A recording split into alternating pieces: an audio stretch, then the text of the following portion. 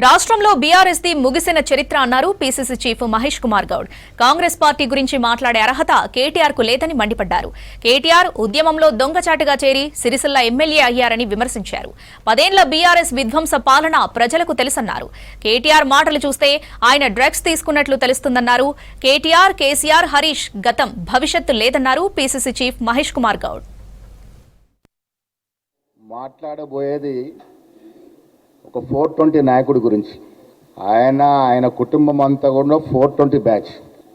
దేశ చరిత్రలో అత్యంత తక్కువ సమయంలో అత్యంత ఎక్కువ దోపిడీ చేసిన రాజకీయ కుటుంబం ఈ దేశంలో ఏదైనా ఉంది అంటే అది కల్వకుంట్ల కుటుంబం.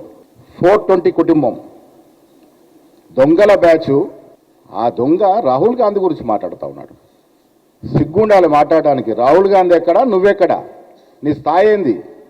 పాస్పోర్ట్ కుంభకోణం మొదలుకొని భూముల కుంభకోణం వరకు వివిధ రకాలుగా యథేచ్ఛగా దోచుకున్న నువ్వు ఈ దేశం కోసం తాత ముత్తాతల నుండి ఆస్తులతో పాటు పదవులను కూడా త్యాగం చేసినటువంటి రాహుల్ గాంధీ గారి గురించి మాట్లాడే సాహసం, ధైర్యం ఎక్కడిది కేటీఆర్ నీకు? నీ స్థాయి ఎంత? నీ బతికెంత? అమెరికాలో పెట్రోల్ బంకులో పెట్రోల్ పోసిన నువ్వు ఉద్యమం ఎగిసి పడుతున్నప్పుడు అమెరికాలో సరదాగా గడిపిన నువ్వు ఉద్యమం ఒక రూపంకి వచ్చిన తర్వాత చీమలు పెట్టిన పాముల పుట్టలో దూరినట్టు సిరిసిల్లో దూరి ఆనాటి వరకు ఉద్యమంలో కేకే మహేందర్ రెడ్డి పొట్టగొట్టి డబ్బుల మదంతో ఎమ్మెల్యే అయి నువ్వు ఇవాళ రాహుల్ గాంధీ గారి గురించి, రేవంత్ రెడ్డి గారి గురించి మాట్లాడుతావు. జ్ఞానం ఉండాలి మాట్లాడే ముందు. సర్పంచ్ పదవి కోసం పాకలాడి ఈ రోజుల్లో ప్రధానమంత్రి పదవిని త్యాగం చేసినటువంటి ఘనమైన చరిత్ర గాంధీ కుటుంబాన్ని. 2004లో సోనియా గాంధీ గారు, 2009లో రాహుల్ గాంధీ గారు ప్రధానమంత్రి పదవిని తృణప్రాయంగా త్యాగం చేసినటువంటి కుటుంబం వారిది. నువ్వు కోన్ కిస్కా బచ్చాగాడివి. నువ్వు రాహుల్ గాంధీ గారి గురించి మాట్లాడుతూ ఉన్నావు.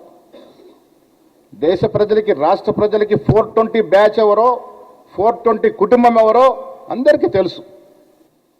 అధికారం రాగానే నీ అబ్బాయి జాగిరనట్టుగా మీ నాయనకు పదవి, నీకు పదవి, బావకు పదవి, చెల్లెకు పదవి,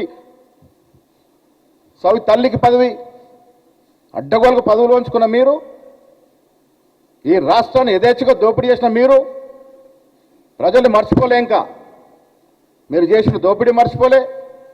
మీ నాయన కాదా దళితుడిని ముఖ్యమంత్రి చేయకుండా తల నరుక్కుంటా అన్నాడు. 10 ఏళ్ళు తల లేకుండా ఉన్నాడా మీ నాయన?